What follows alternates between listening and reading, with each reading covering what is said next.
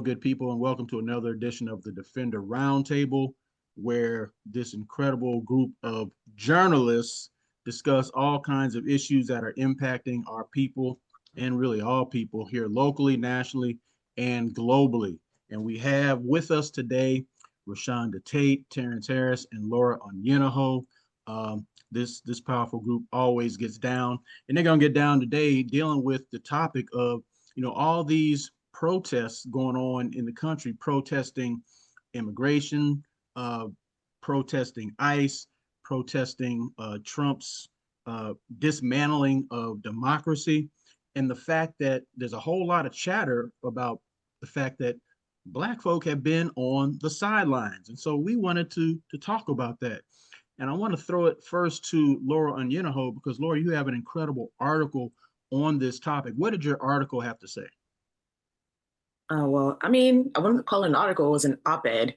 And the op-ed was just talking about why I believe that Black people should care about what is going on as far as the Trump's administration's immigration policies.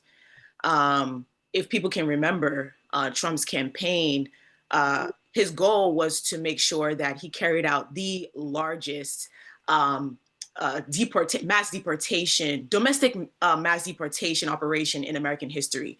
And his goal was to make it over 1 million immigrants deported in a year, which is crazy. But anything involving Trump, if he says he can do it, he's going to find a way to do it. And that's what he's trying to do. And so he's doing it in the most violent ways. And we're seeing it clear as day.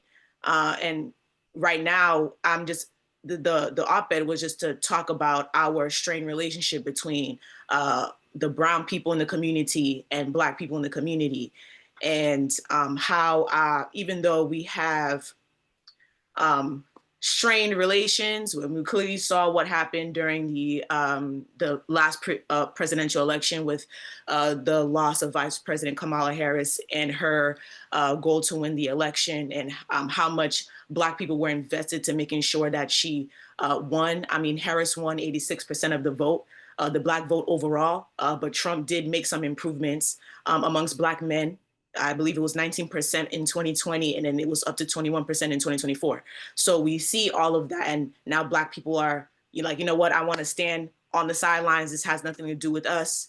Let them go handle it. But at the end of the day, I mean, we are seeing some cases where ICE they're not even checking to see whether if you're citizens. They've arrested people who look like this, and clearly they're from here. It is a problem. So if they can do it to one marginalized community, they will definitely be doing it to us at any time. So this is not even a time for us to sit back and sleep, because this is not something new to the community. This is something that we are used to.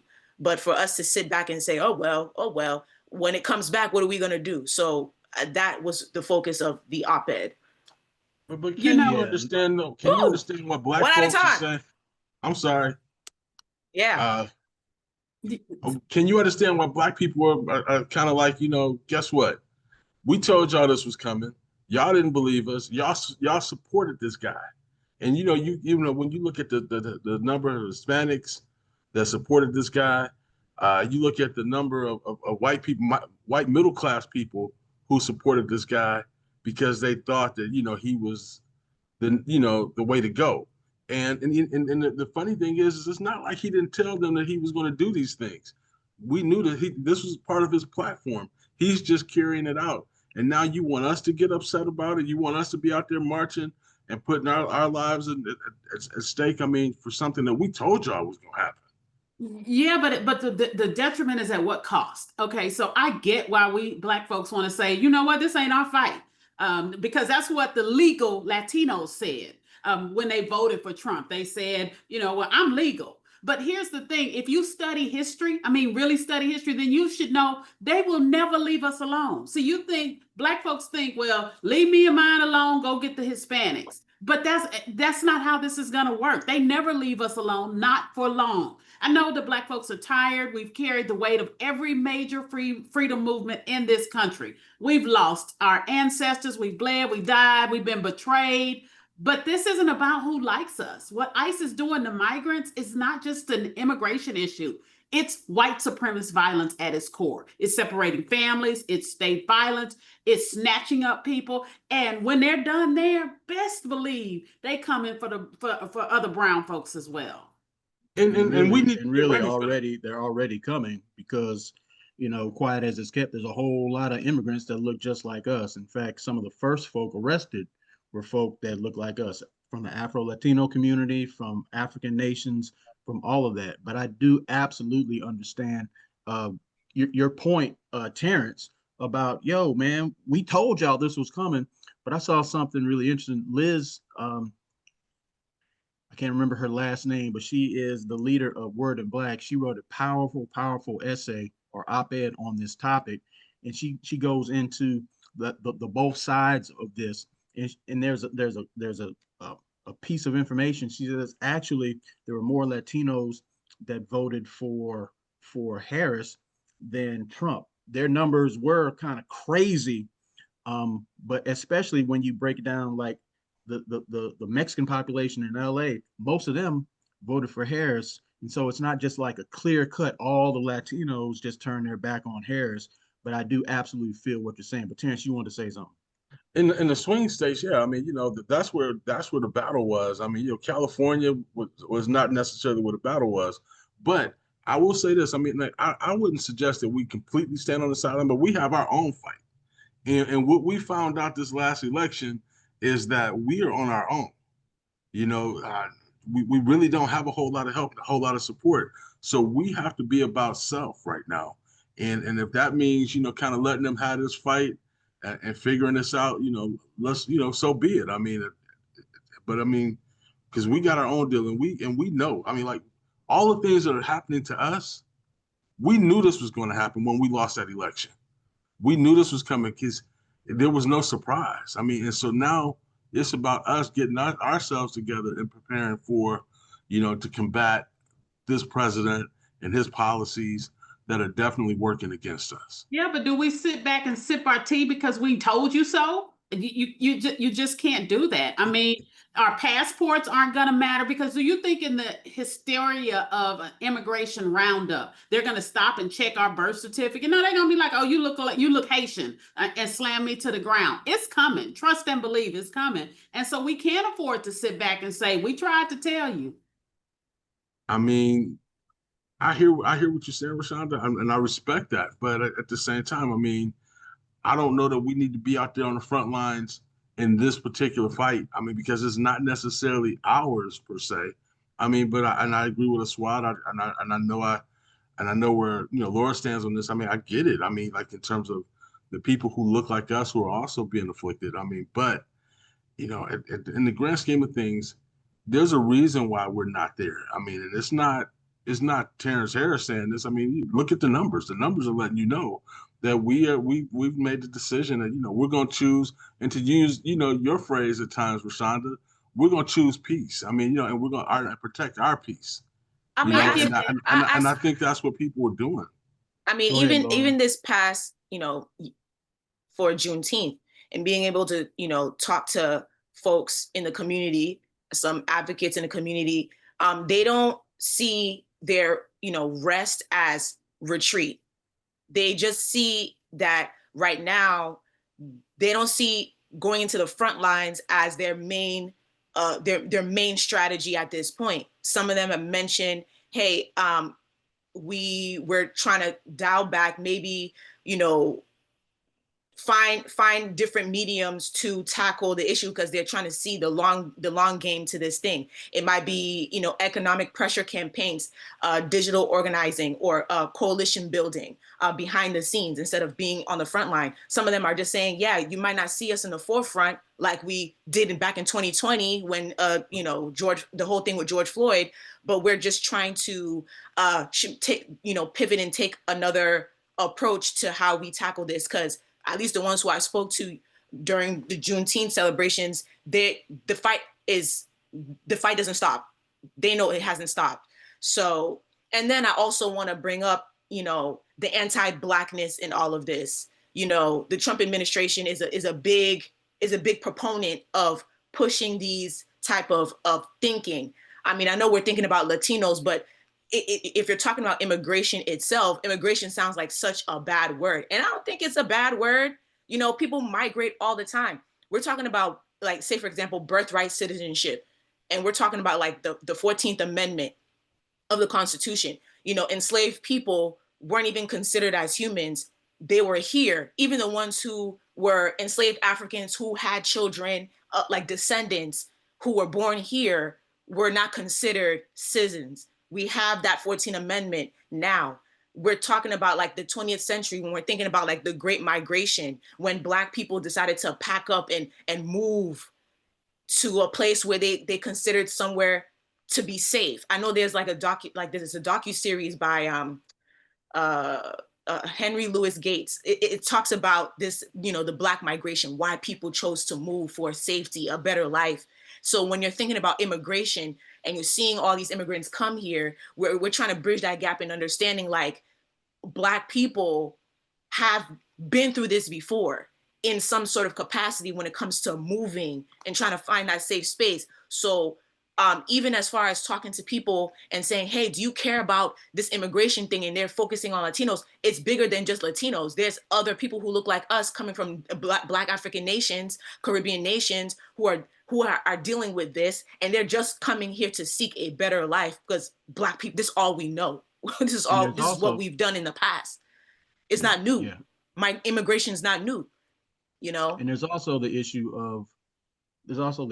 of Black people have been sounding the alarm ever since Trump was elected, saying stay out of the streets, because this administration is looking for an excuse to militarize the police, to call the military out on our people, to declare martial law. And so for the most part, when there have been big protests, we have stayed out of the streets.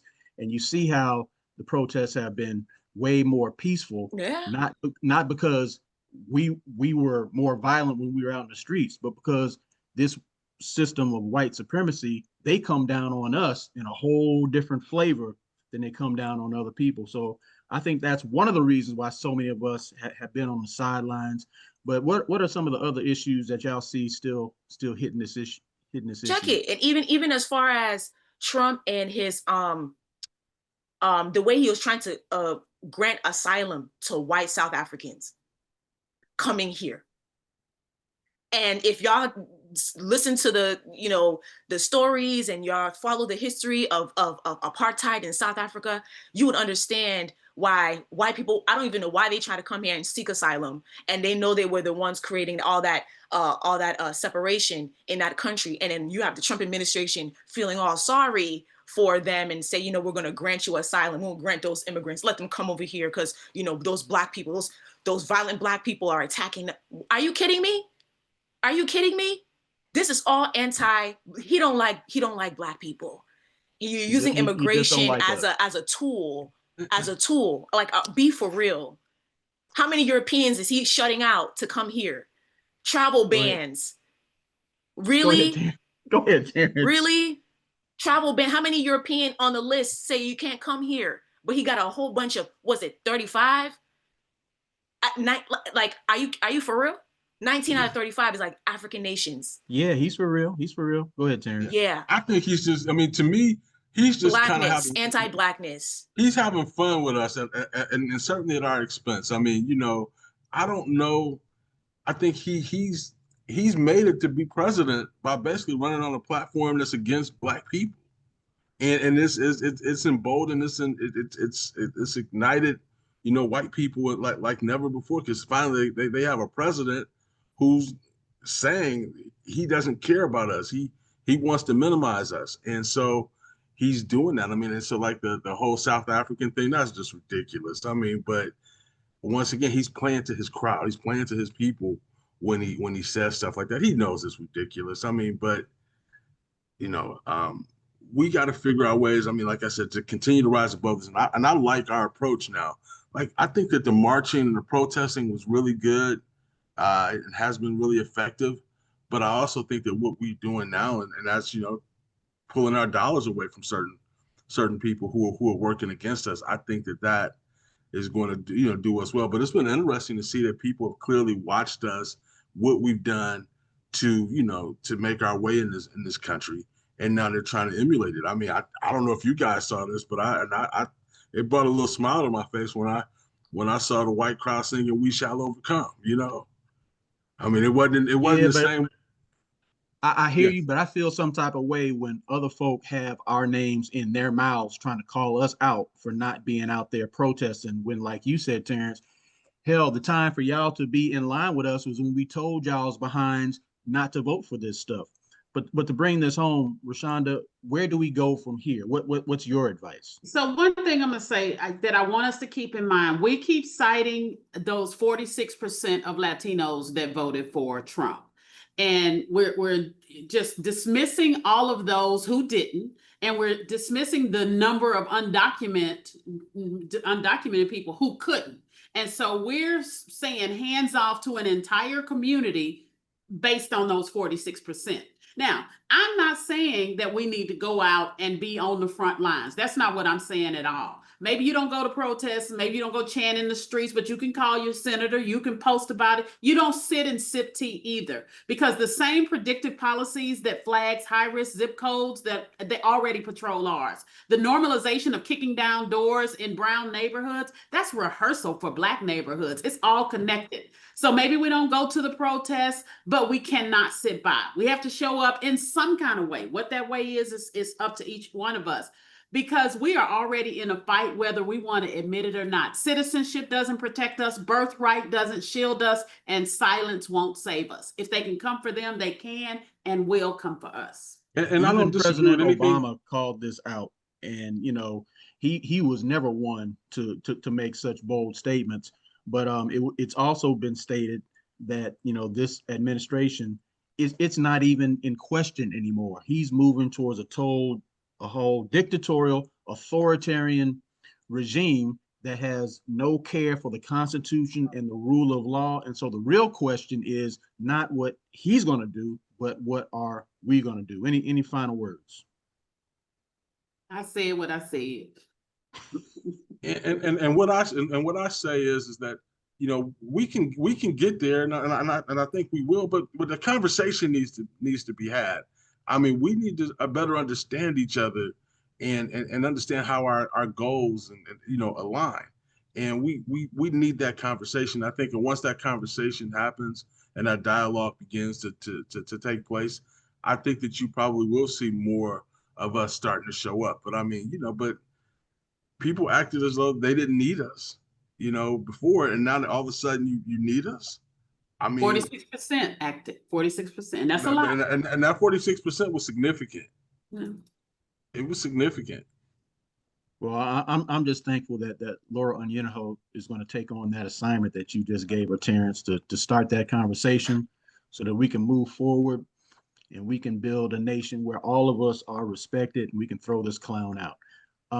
But if there's nothing else, we want to thank everyone that tuned in. We know we can go a whole lot further in this conversation, but we got to get up on out of here, and we invite you to come back each and every week when we gather together. And make sure that you go to our website, defendernetwork.com, go to YouTube and search for Defender Roundtable if you want to see this episode or past episodes, and like, click, share, do all the things, but make sure that you're here next week to check us out. Until then, y'all take care.